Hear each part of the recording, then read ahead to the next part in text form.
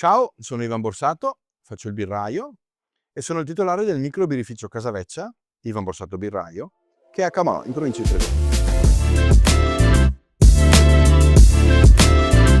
Il nostro brand nasce nel 2010, dopo 15 anni di lavoro nel settore edile, perciò tutt'altra cosa.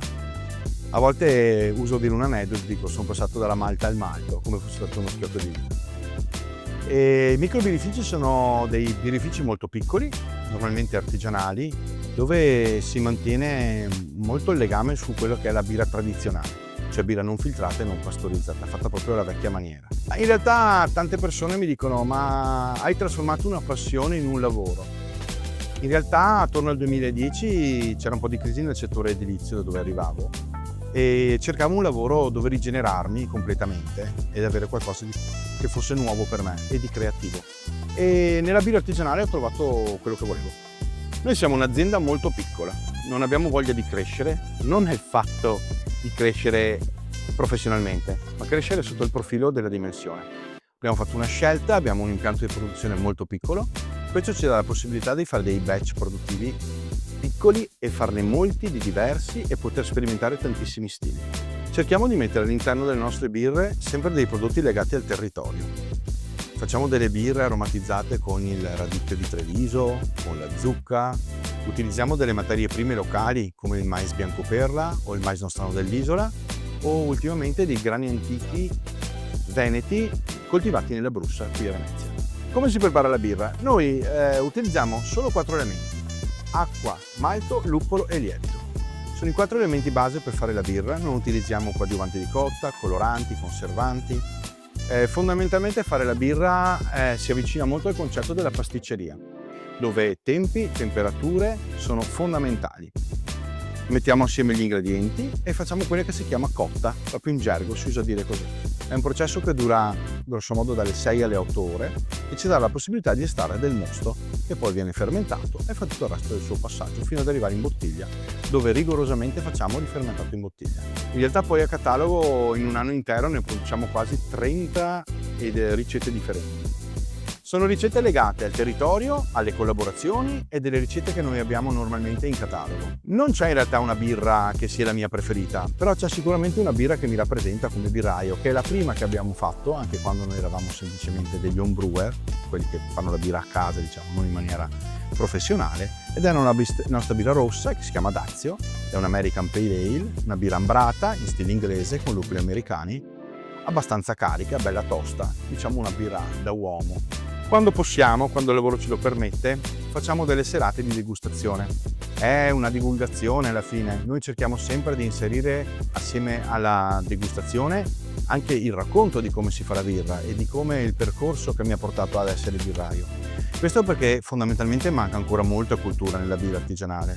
La gente è ancora abituata ad andare al supermercato a comprare delle birre, diciamo, che noi definiamo commerciali, che sotto il profilo qualitativo non hanno niente di meno delle nostre birre, però sicuramente hanno meno anima di quelle che possiamo mettere noi, proprio perché cerchiamo sempre di utilizzare materie prime di qualità, sicuramente utilizzare sempre grani italiani quando sono disponibili e di metterci dentro sempre un po' di territorio.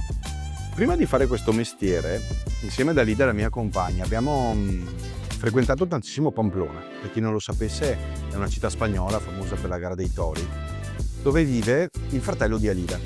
Quando si andava lì c'era questo gruppo di ragazzi creativi, si chiamano Cucusumusu, e vendevano queste magliette un po' irriverenti, con queste vignette. Mi è piaciuta tantissimo l'idea di farmi ridisegnare da loro, proprio perché ho visto un disegno che assomiglia tantissimo a quelli che abbiamo noi in etichetta, dove c'era Hemingway, che ha frequentato per diversi anni Pamplona, assieme al toro, che è il simbolo un po' di Pamplona come città.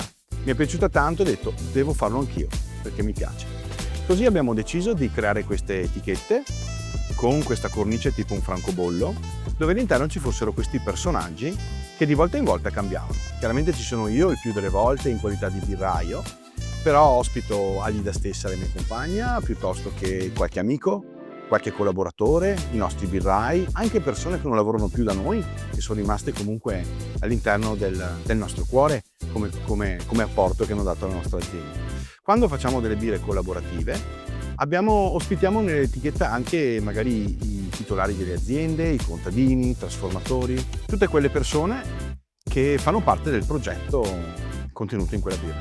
Spesso lo sfondo raccoglie dei piccoli particolari che raccontano un po' una storia. Faccio un esempio. La Calibro 5, che è la nostra birra bionda, è nata per essere una birra per fare festa, perciò sullo sfondo c'è un richiamo ai festoni, alle luci tipo festa di campagna, ma c'è anche un salame tagliato alla Jacobiti, per dire. Per tutte le etichette che facciamo, per esempio, quella della Special, la nostra birra di abbazia, dove un po' come gioco di parole Special, visto che siamo in Italia, abbiamo una Vespetta, una Vespa Special. Dietro ci sono 7 colline disegnate. Quelle 7 colline stanno a simboleggiare le 7 antiche abbazie alle quali la birra si ispira. Però abbiamo deciso, per esempio un anno del nostro lavoro, di commercializzare questa birra anche a Roma. Lì l'abbiamo chiamata Vacanze Romane, perché il nome richiamava sicuramente di più quel contesto. E quei 7 colli sono diventati 7 colli di Roma. Abbiamo un sacco di cose in testa. Sicuramente ci sarà sempre il territorio a essere il principe delle nostre scelte, collaborazioni, nuove persone che conosciamo. C'è però un progetto a cui teniamo molto e che sentiamo che sia quasi una necessità ormai in questi anni, ed è creare una birra low alcol. Non dico a zero perché è impossibile per noi birra artigiani arrivarci, a meno che di utilizzare dei sistemi meccanici, chimici che solo l'industria utilizza, però vorremmo tanto arrivare a fare una versione light della nostra birra bionda classica.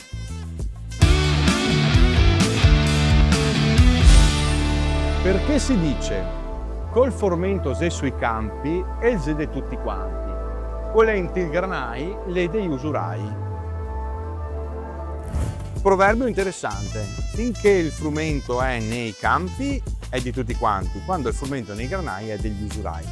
Probabilmente figlio della mezzadria di una volta, in cui diciamo finché il frumento era nei campi era del contadino, quando era nei granai era del padrone dei campi, a volte non tanto ben voluto dal contadino e dal mezzadro.